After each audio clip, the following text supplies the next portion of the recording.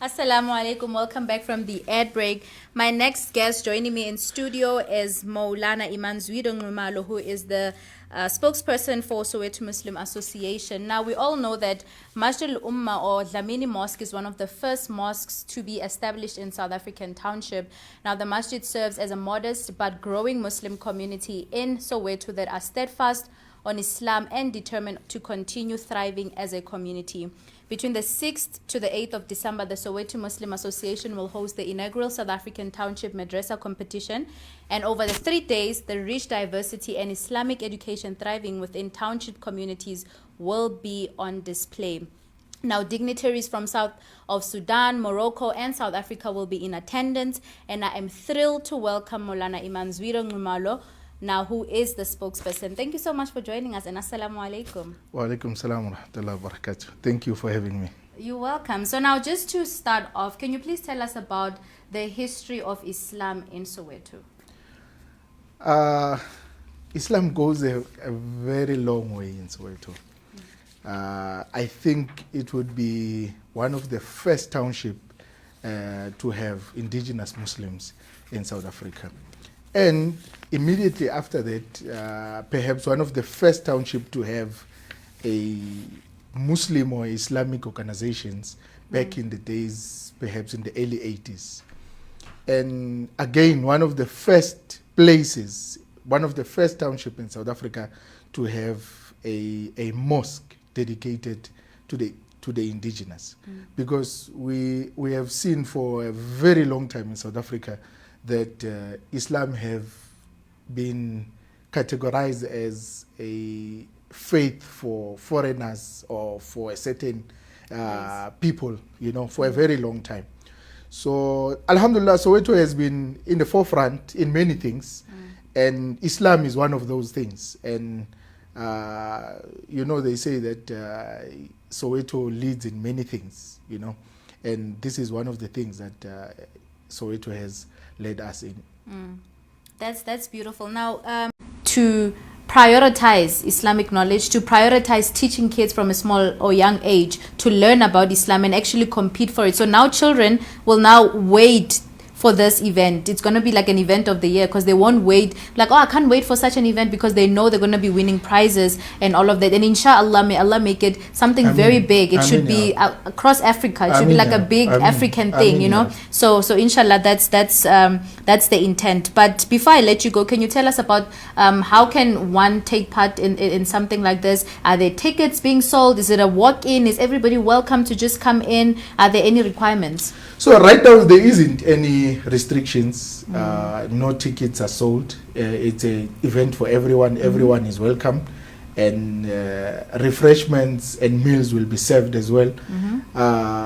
We need to be proud of ourselves as well. That we have reached a level where we can do these things for ourselves and for ourselves as well. Because sometimes a person can say something to you, but he might not relate with you.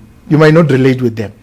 So we want the indigenous to take this very serious so that they can see that we as a nation, we as the indigenous Muslims of South Africa, the time to wake up is now. Because now we need to, we have passed that time of people saying that this is a religion of foreigners, this is a religion. People must see that Islam is a way of life for everyone. It's a universal way of living, and it's a faith that is like a hand in a glove for everyone in the world. You can look at people in the Far East of Asia, the Middle East, in Africa, and Europe, and the West, and you can think of anything. Islam is a way of life, it's for everyone. And for this to be achieved, we are starting with the child at the madrasa, that they must have the relevant knowledge for themselves first, and to convey to the parents and to the entire community, to the entire country, to the world. Because we want this to go nationally, internationally, and even people who we're not even thinking about. Because a madrasa should not be something very small. We are taking this to be very serious. Muslims were very active in many things back in the days. If you look at algebra, you look at things that were invented by Muslims, you know, the study of eyes, you know, the study of many things that we can think of. So the indigenous must take this very serious. As we are saying, we are scouting for excellent performing students that we can look at them and invest in them, that they can look at pursuing different kind of studies that will benefit us, the community, and growing forward further, inshallah.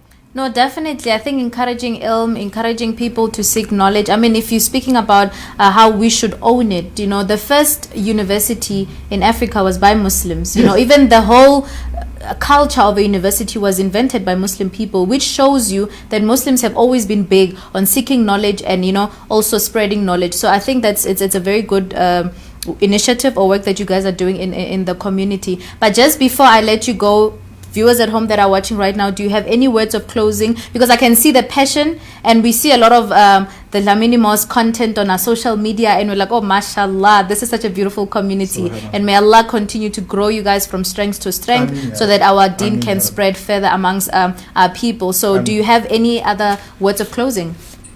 In closure, honestly, I would like to say that we need to support the work of deen, no matter who does it.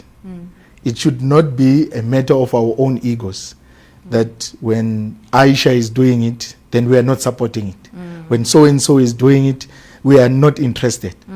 As long as it's good work of deen in the name of Islam, in the name of Allah, we need to support it, and we need to be there with our full force to say, we are in support of this no matter who's doing it.